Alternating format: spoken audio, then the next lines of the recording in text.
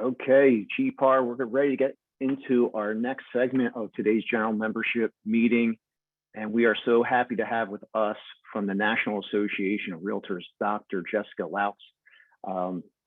Those of you may recall back in the springtime, we had Dr. Lautz with us doing presentation, getting into some great data stuff, giving us some information about trends.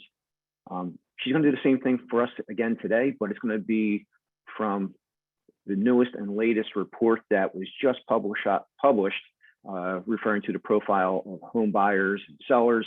It's really focused on consumer behavior, and we believe this will be really be helpful for all of you in the work that you do in your business, trying to understand what's going on out there. So today we're going to get into 8 trends of today's housing market, and Dr. Jessica Lautz is going to do a presentation for us on that stuff. So Jessica, you're somewhere out there. Where are you? Reveal yourself. I am right here. Good morning. How is everyone today? I caught a sneak peek of the last presentation, and that was fantastic. So that is a very hard act to follow. I am going to share my slides so you can see the latest and greatest data. Did have problems with this in Zoom of late, but can you give me a thumbs up, Matt, if you can see that okay? Looks good. Looks good. Okay, awesome. Rock on. So I'm going to plan on talking for about 35 minutes, but I do want to have Q&A at the end. So I'm going to leave time for that in the slot that I have here to talk about some questions that you may have about the market. I'm going to jump in and talk about what in the world is going on right now. It's definitely a hotter market than we would see in a traditional December when everyone is focused on the holidays and is not necessarily in the buying and selling mood. But right now we are definitely seeing a pretty unusual market in one that is traditionally pretty quiet right now. Jumping in, I want to show you some of the latest profile of home buyers and sellers data that we have, but I do want to just kind of talk about the housing landscape that we're seeing overall right now as well. Home prices continuing to have double-digit increases, and we're seeing that in 99% of the markets that we're tracking.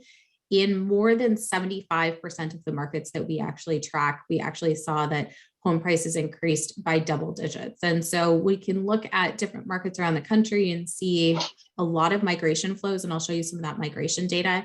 And that is really driving up prices, as well as the second home market. And I'll talk a little about that as well. We also see that this is a very long period of time that we've been having these home price increases. A lot of that is driven by low inventory, but some of it's driven by this millennial wave of young adults who are coming in as well. We know that we're short for housing stock in the US about, it ranges. This is a very big range. 4.5 million to 6.5 million homes that we are lacking right now in the US. And if those homes were available, we know that there would be people who would start new homes, have household formation, young adults would be moving out. Maybe multi-generational homes who have doubled up early in the pandemic wouldn't necessarily feel the need to double up at this point as schools have reopened and people maybe don't need that extra help within their home that perhaps they had from elderly relatives early on. And so we are seeing that lack of inventory that we have is really driving up these prices, and people are willing to pay them. And I'll show you some of that data as well. We do know that sellers are very happy. We've collected this data point back to 1989 on the number of weeks that a home was on the market, and it dropped to an all-time low of just 1 week last year. That's pretty incredible. And this is primary residence sellers.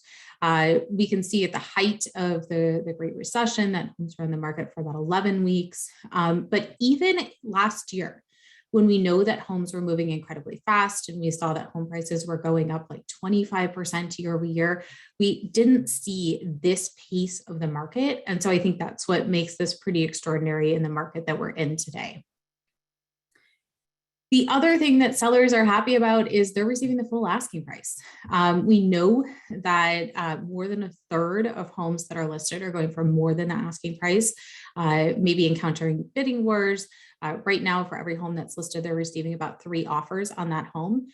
So definitely a fast-paced moving market with a lot of competition within this market.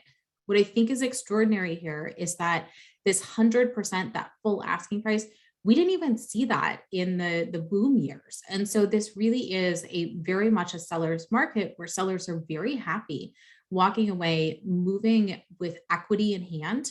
Many of them are moving farther out into outer suburbs, into small towns, and that's allowing them some affordability that they may find there, more square footage for their family, or because they're working from home and need that home office, that gives them the availability to do that and actually really find a better property that fits their family and lock in the low interest rates that we're seeing right now.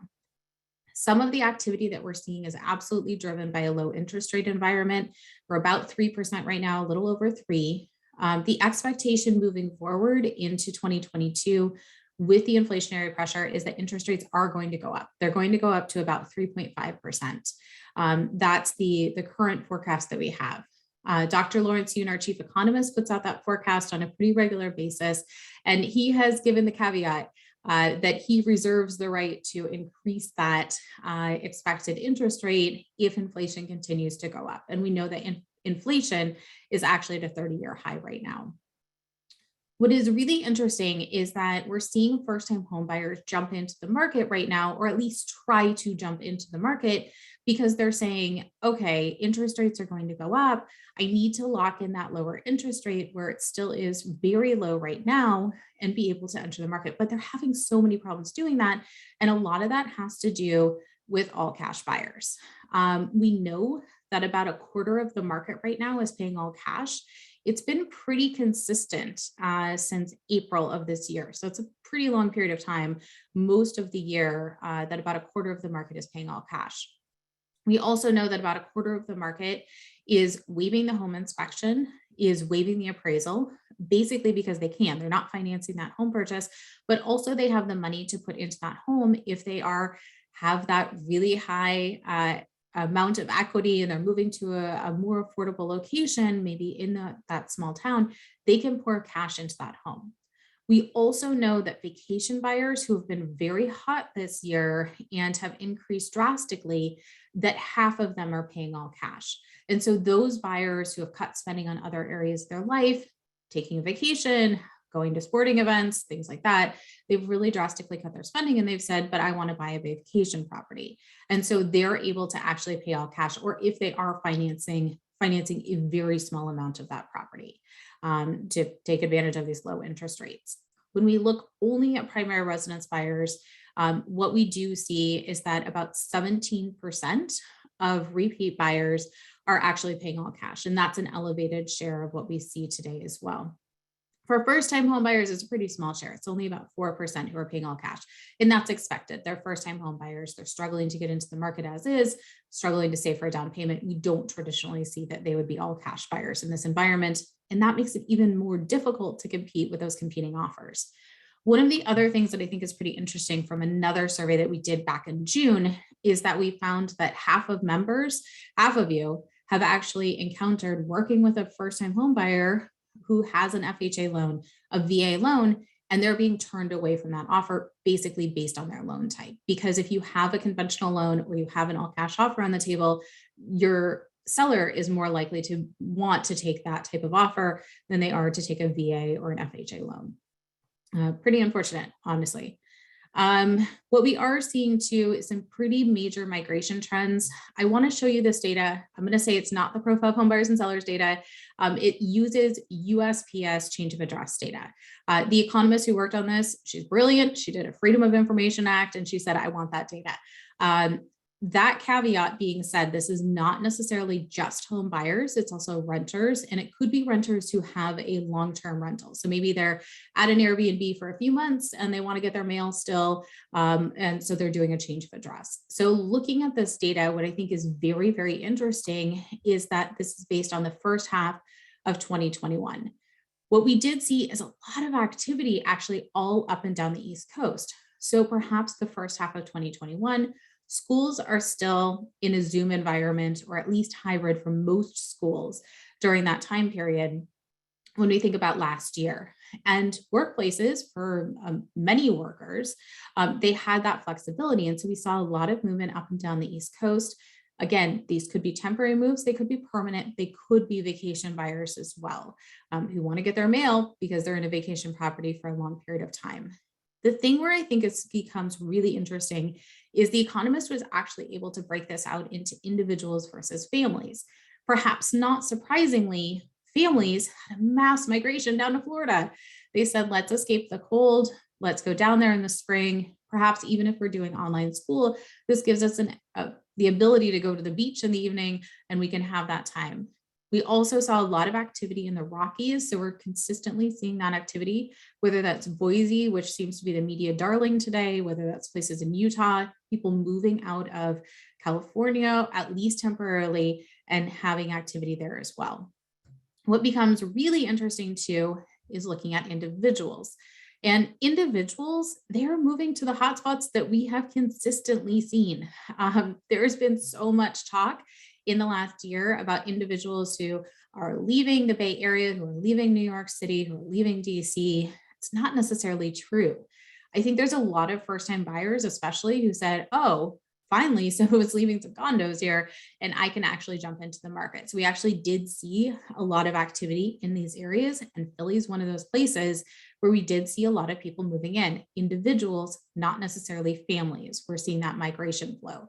Doesn't mean there's not families moving there. It just means there's more individuals moving into Philly than one of the top places in the country, really. So I think this is where it becomes very interesting. Austin, heard a lot about Austin last year. Q2 home prices in Austin, they went up 45% year over year. That's how many people are moving into Austin and driving up home prices there. So really, really very strong market in that area. All right, so I want to talk about this millennial trend, the first-time home buyers.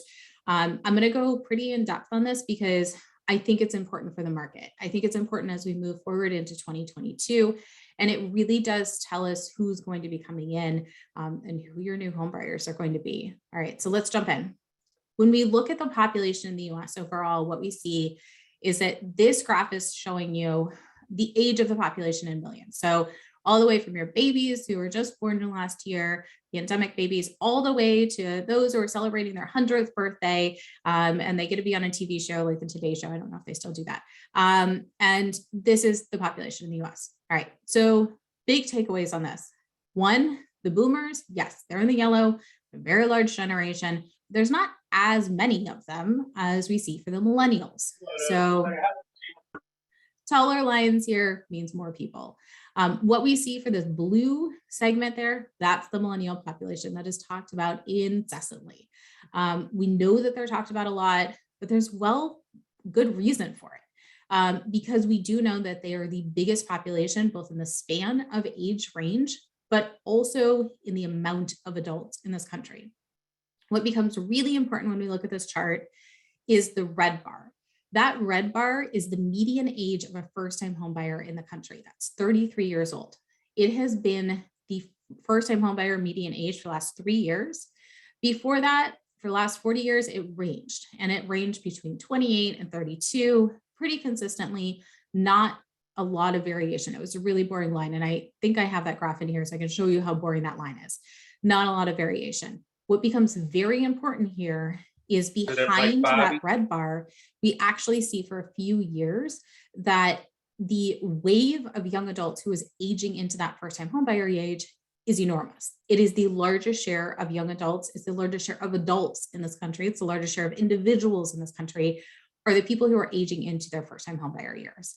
So they are here, they are absolutely here, they want to enter homeownership, those who range between 26 and 32, they want to enter homeownership, and they have some headwinds. I'm going to talk about that, but I do think it's important as you plan your business, as you think about what's coming next, to know that young adults are really it.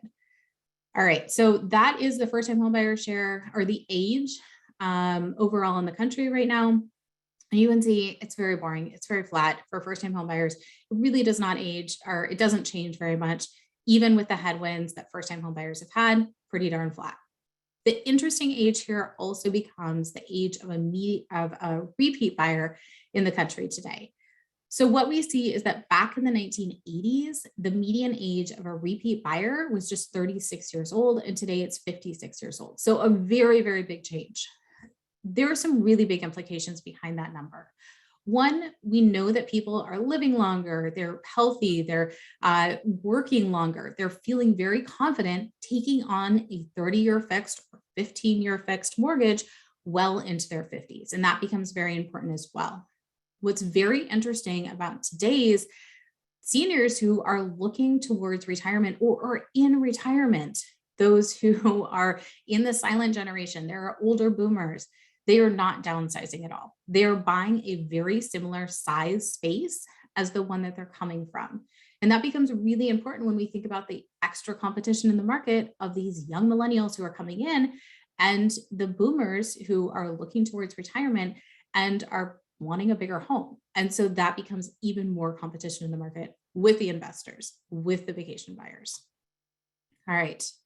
The next chart I want to show you is looking at the first-time homebuyer share overall. So this is not a surprise based on the data that I just showed you, but the first-time homebuyer share did actually increase in the last year. So all the headwinds aside, it did increase. And that's a sheer force of numbers. It's the sheer amount of young adults who are trying to enter homeownership. It increased to 34%. It's still well below a historic high though, or a historic norm. What we would want as a historic norm is 40% of the market is first-time home buyers. So we're well under that. The last time that we saw it remotely near that was before the Great Recession. That 50% mark, that's an anomaly in the market. That's that first-time home buyer tax credit. It pushed a lot of buyers in, but we really have not seen it that high since that time period. That 30% mark, double-digit interest rates in the midst of a recession in the 1980s. So a very, very different environment from historic low interest rates that we have today, and we are not in a recession. So that is a very different environment.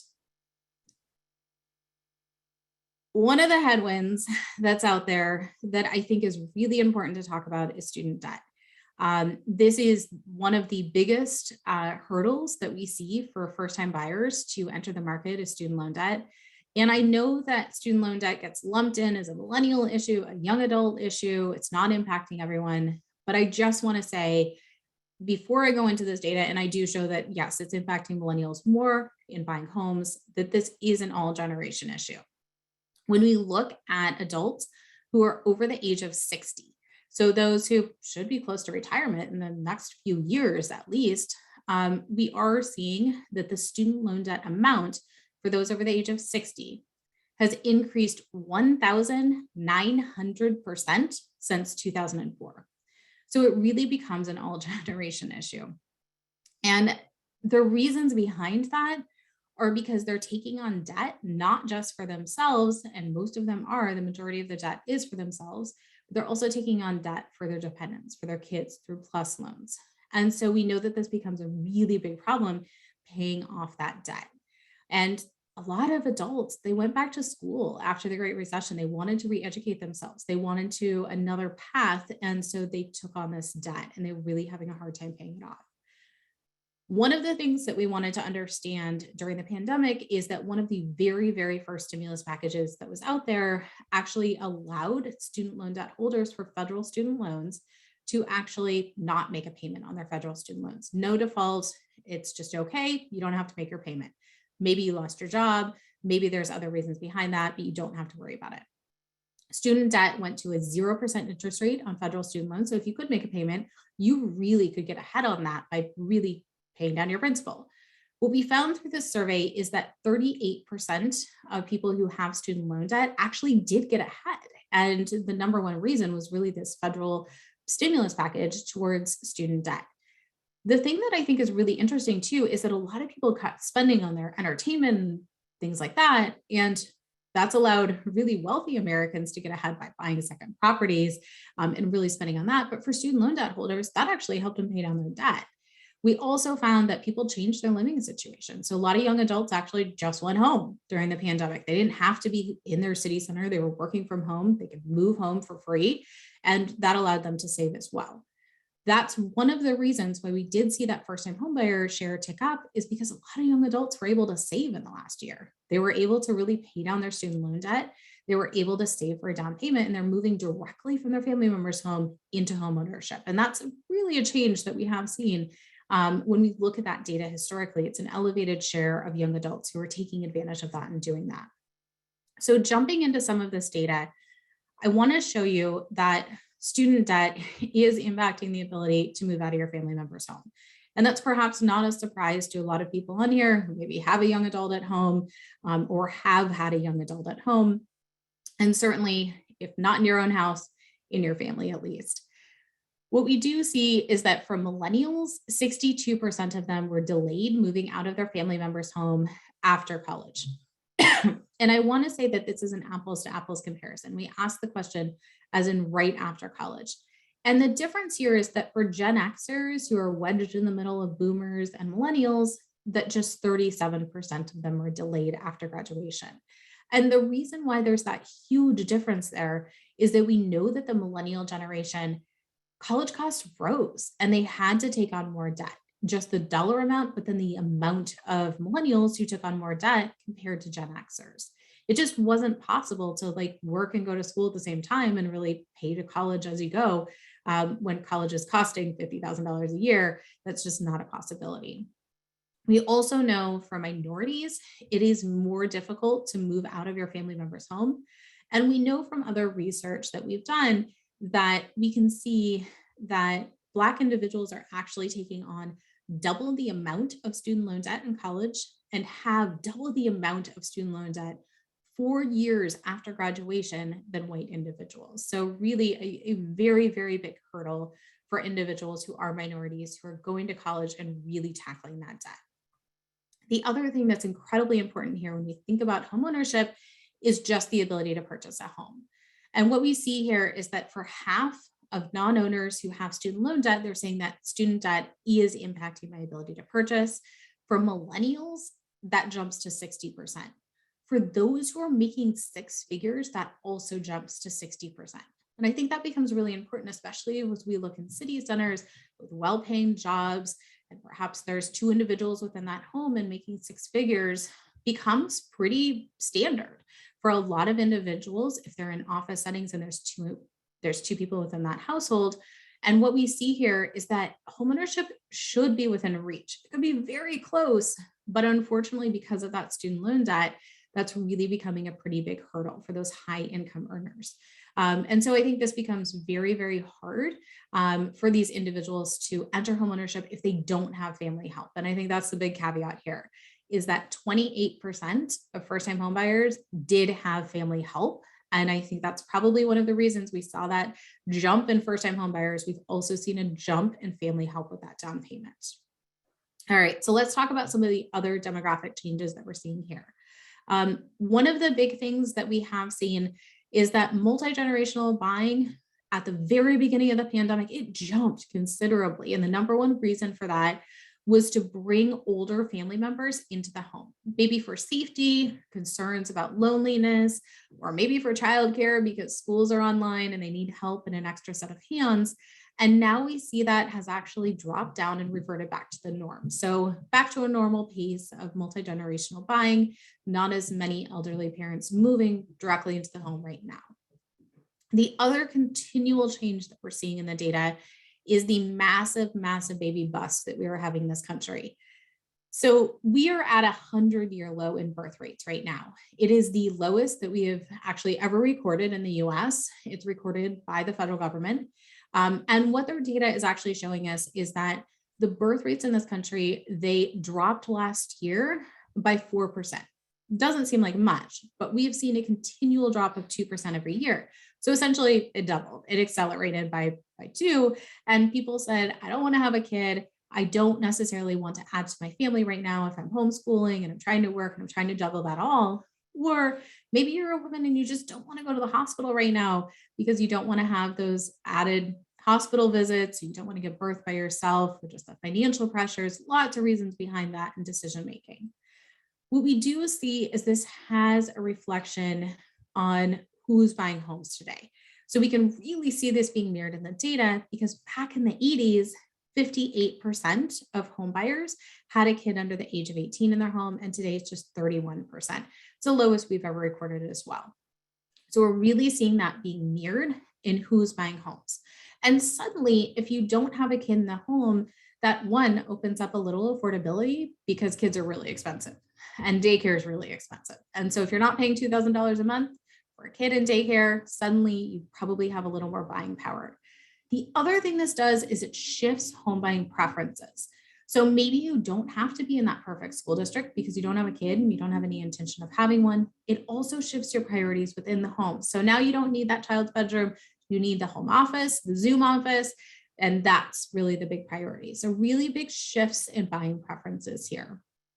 The other big change that we're seeing is in household composition. So back in the 1960s, 70% of American adults were married. Today, just half of American adults are married. So it's a really big drop. We are seeing that drop continue. And we really are seeing that this has accelerated during the pandemic. I, for one, thought that there was going to be a baby boom. I also thought that there was going to be a marriage boom, and this would really be the summer of weddings. Unfortunately, I think that Delta had other, plans in hand. Regardless, we have seen that perhaps dating is hard in a pandemic environment and going on Tinder is hard. And so whatever, we have not seen this baby boom that was expected, and we have not seen a marriage boom. What we have seen though, is that it doesn't really matter when it comes to home buying. We are seeing home buyers enter the market regardless of whether they're married or not. And we are seeing a rise in single women purchasing homes. We're seeing a rise in roommates who are purchasing homes together. And we're seeing a rise in unmarried couples purchasing homes together. So maybe they intend to get married later. They just want to make a financial investment now, lock down these low interest rates, have a place to live and not be renting. So certainly some differences here. But what I have to say is that unmarried couple share, it continues to rise. And so we have seen it very, very low in the past, and now it's at 17% of all buyers. So really a continual rise and something that happened pre-pandemic and continues forward. For married couples, a continual drop and just 50% of first-time home buyers overall. I'm showing you the first-time home buyer slide because you can really see the trend pronounced, but you can actually see this for all home buyers overall as well, even for repeat buyers. All right, so number 7, agent use. We continue to see extremely high uses of agents. 87% of buyers are using an agent in their home buying process, continues to be incredibly high. Even among the youngest millennials who are out there in their 20s, we are seeing that they want an agent by their side. For everyone out there, they absolutely want that buyer's agent to find that home for them, but they also want help with negotiation. Maybe they are not an all cash buyer. Maybe they do have an FHA loan, but maybe they have other things that they can offer that really makes their deal pretty sweet. They have flexible terms when they can close, things along those lines that does make their offer very attractive to that seller. And so I think this is really where we're seeing that buyers want the help with the agents, especially young buyers. They're saying that help with negotiation, the help telling me what I'm overlooking in this actual home. If there's a lot of people waiving the inspection, that puts pressure on me. How do I go about that transaction? And you're the ones who are answering all those questions in this very complicated, very fast moving environment. And an environment where a lot of buyers are seeing that home for a very short period of time, seeing it once for 15 minutes before they're escorted out, essentially, and that next buyer comes in for a viewing. And so they have to move so fast in this environment, and the agent becomes incredibly important to that transaction. We see that for sellers, they're also using an agent in the process. And this, I think, is incredibly important to underscore. 90% of sellers are using an agent, but it's not just an agent that they want a full service agent. So we ask a follow-up question about what type of agent. Are they just listing on the MLS, or are they using ad hoc services that you pick? No. What we see is that the vast majority of sellers actually wanted a full service agent who's going to be there way before that home is listed for sale, tell them how to fix up that home for sale. Can you sell it in a specific time frame? Can you get a competitive price? Which is something that sellers absolutely want, especially if they've been in that home for a longer period than they expected to be. They want to be able to sell their home quickly and for a good price. They don't want to leave money on the table. To underscore that point, we do collect data on iBuyers. It's less than 1%. It's a statistical zero. It's really, we're not seeing that sellers who go in to purchase another home are using an iBuyer service. not in the last year, but we've collected the data for 2 years now. The data has not budged. We really have not seen it. For FSBOs, for sale by owner, very complicated process. It's just 7% of sellers today. And half of those sellers are actually someone who it's an arm's length transaction. They're selling it to someone that they know, perhaps a child or a neighbor. So it's not a true open market FSBO. So half of them, not even real FSBOs. All right, real estate is a refuge. It's been a really hard year for everyone, but it's been a really hard year for women in the workforce. And I want to show you some charts here that kind of underscore that point. We know that women have disproportionately more caregiving responsibilities. When we look at the data, it's just what the data tells us. Women are spending more hours either caregiving for children or caregiving for elderly adult relatives. And during the pandemic, that really, really underscored that. So when we look at the data, what we can see is that women's labor force participation rate actually dropped to the lowest level since the 1980s. Women left the workforce. They had to go back home and take care of people. And that became a juggling act with parents. If they have 2 kids or they have kids at all or in caregiving responsibilities, that someone needs to go to work and someone needs to stay home. And so we saw women actually leave the workforce. Unfortunately, or fortunately, they are coming back to the workforce. What I do want to show you is that this is a really interesting industry when we look at real estate. The share of women who are actually working as brokers and full-time agents has increased dramatically during that same time period. So back in 1978, when we look at all agents, just 21% of brokers were women, 80% were men. And today it's not the exact opposite, but it's definitely rising. We see that 61% of brokers are women and just 40 some are men. So that's very much a change that we are seeing in this environment. We did a survey on this earlier this year and we asked people, why are you entering into real estate? And we broke it down by race and by gender and actually by sexual orientation as well. What we found is that for women especially, being their own boss, being an entrepreneur, being able to set your own hours and really make the money that you want to under your guidelines has really been a driving force. Not only, obviously, wanting to work with people, wanting to put people into homes. Those are absolutely top priority items for everyone who's entering real estate. But this really has become an industry where women can thrive. And it really is very interesting to see this data and how it's changed over time, because it definitely has. All right, so that's all I have for you for prepared remarks. I'm going to promote our social. If you like what I said, if you don't like what we said, then that's fine, because there's other economists you can follow too. But definitely do follow us on social. We post daily content, honestly, on our blog, and we recirculate it on all our social media channels. The other thing that I will promote is that on December 15th, I think it's 1 p.m, we have a real estate forecast summit.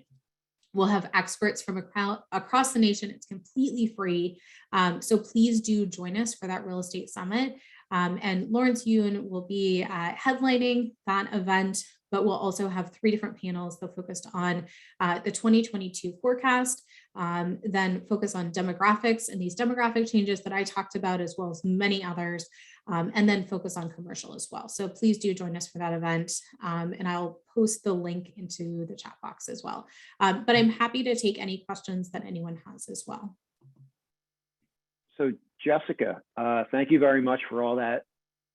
I think what would be helpful for our folks is to kind of understand how you fit in with the full NAR team and what you guys do throughout the course of the year. Just trying to give them a little bit of context, because this is part of their member benefit of being a member with the 3-tiered membership. Their membership dollars are going up to NAR to help out with this stuff. So if you could just give us a little bit of context on that and how you fit in with the NAR team. Yeah, I love a good softball question to throw me off there. Thank you. So the NAR research group is pretty incredible. We essentially act as an independent arm within NAR, where we're researching the economy, we're researching these demographic changes, we're researching consumer behavior.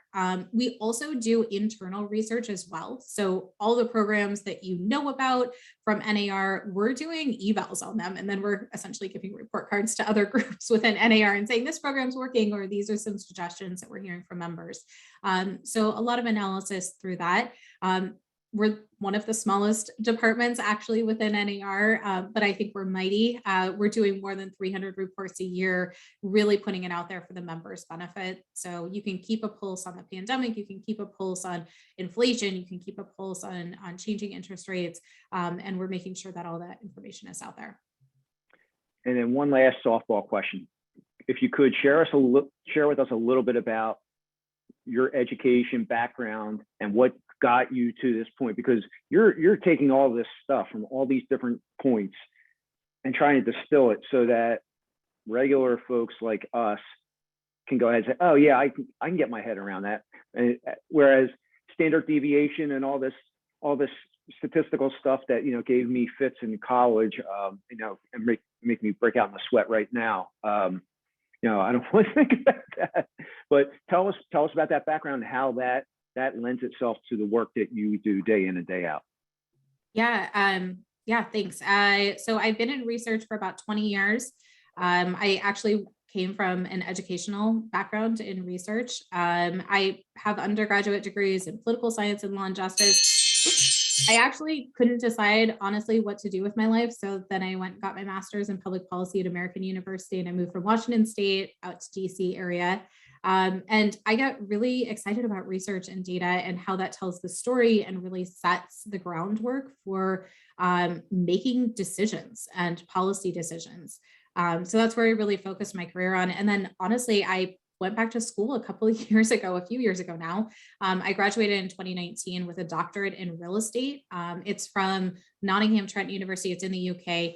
I knew that student loan debt was a problem and I didn't want to take on any more. And the UK has definitely more affordable programs for doctorate degrees, and they seem to get it. You're allowed to work while you're actually doing your doctorate. So I was able to do that remotely and just fly over there a few times and meet with my professor via Zoom. So it was a pretty great experience, honestly. Highly recommend that. And that's where I've ended up. Okay, cool. President Stephanie, you have any questions that you would like to throw Jessica's way? Good morning, Jessica. Good to see you again. Thank you so much for that. Earlier, you were with us earlier in the year, and you talked about the baby boomers or the adults and the millennials and that relationship with them aging in place. Do you see a change in that? I know you touched on that a little bit with your stats and all, and how they were. Another point was the money that some boomers were giving the millennials had decreased in the past year during the pandemic. Have you seen an uptick in any of that? Yeah, good questions. So I will say, yes, there's that whole generational war, and whether we're seeing it online in cartoons or whatever in memes, there does seem to be that generational warfare that's going on. Boomers, yeah, they're holding a lot of the wealth. They're holding a lot of the cards. They have the equity in their home, and as sellers, they really have the ability to say, this is the client that I want to actually buy my home, the buyer that I'm interested in. And so that does create, I think, a little resentment if we think about the big generations overall. That being said, when we think about it on a personal level, absolutely. First-time home buyers this year did get mom and dad's help, and that did increase. So we saw an increase in both first-time home buyers, young adults who are moving from their family members' homes. So maybe they moved home and they could skip that rental payment that can be really expensive in city centers, especially. And we have seen go up in the last year, and the expectation it'll continue to go up next year. So they were able to move home. We also saw an uptick in first-time home buyers who got down payment help from friends and family. So it changed from about a quarter to 28%. That doesn't seem like a big change, but if we think of that overall, and the leg up that those first-time home buyers had through one of those ways, We're not collecting data on furnishing apartments or anything like that, but I will tell you, my sister was a first-time home buyer last week. And that set me back. So she moved from my house and she did pay off her student loan debt, and she did get ahead on that. She saved for a down payment during the pandemic. She kept telling me she was going to move out, and I really wanted her to, because she also has a 50-pound dog and I have 4 cats, and that was just too much. And she's also really moody. But she finally did put her cash together, and she was a successful first-time single female buyer. She moved very far away, 3 blocks from us. And so she moved out a week ago and has stopped by like every day asking kind of what's in the fridge. So going well for me. But I will say that family is helping each other incredibly during the pandemic. One of the really big changes that we've seen as well is that the number one reason to actually sell a home today, and the number one priority for people as repeat buyers, is to be close to friends and family. So her decision making through that process is honestly like, I'm just checking off data points. She wanted a house good for her dog. She wanted to be close to friends and family. She wanted that support system around her. She wanted to live at home, my home, until she paid off her debt. So these changes that we're seeing, we're really seeing that family and that community and support system has become so important during the pandemic, but we're really seeing it in buyer and seller behavior as well. Awesome. We do have a question in here. It says, do we see a shift toward a need for multi-generational living? And if so, are builders addressing it? Some are. I would say that there's absolutely a need for that multi-generational living. It does seem to be that aging seniors, we're not like our great grandparents or grandparents. There's no intention, I think, for people who are working and thriving and living today to want to go into nursing homes or assisted living. I will say that was one of the questions that you asked me, Stephanie, too, about aging in place. And a third of boomers and on silent generation too are saying, this is my forever home. That being said, they may think it's their forever home, but Harvard has actually put out data that says about 3% of housing in the US is actually fit to be a forever home, to be someplace where someone can age in place. So there needs to be a lot of thought, I think, for builders, but also remodelers. If you're remodeling your homes as a boomer, to think about, am I planning on living here for a really extended period of time? Maybe I need to be thinking about how I need those wider doorways for a walker to go through if that time will come farther on down the road. So it's not fun to think about. No one wants to think about that. But making our homes more attractive, both for multi-generational, if you have an aging parent in that home and they're moving out of a nursing home or into away from assisted living or living independently into that family member's home, but also aging in place. And that I think both goes hands in hand of really thinking about the housing stock in America, and does that fit that? Yeah, I mean, my parents, they're the silent generation, and they're aging in their home. But like you said, like it's not, they can't stay there forever. So and they don't want to move into the 55 and over, even though they're 80, they feel they're too young for it. But it's interesting to see what the builders are. You do see a lot of these 55 and over, but it's not what my parents are looking for. And I think they're like a lot of other ones. They still want to be in their home. They just want it, they don't want to size down. They have stuff. They have a lot of stuff. So. Yes. Yeah. This stuff gets me. It's funny too, like my in-laws, they bought a new build home, and it's in a great community where they do a lot of the services for you, even though it's a single family detached home. And so they'll take care of your landscaping. They'll take care of your yard work. I went into their home to see it the first time, and I was like, this is beautiful. Congratulations. Yay. And I realized they have 2 sets of stairs, and I'm thinking, what in the world? This is an aging in place home. Like, how are you going to approach that? But it's not my problem. I'm just the daughter-in-law, so I'll just shut my mouth. Right.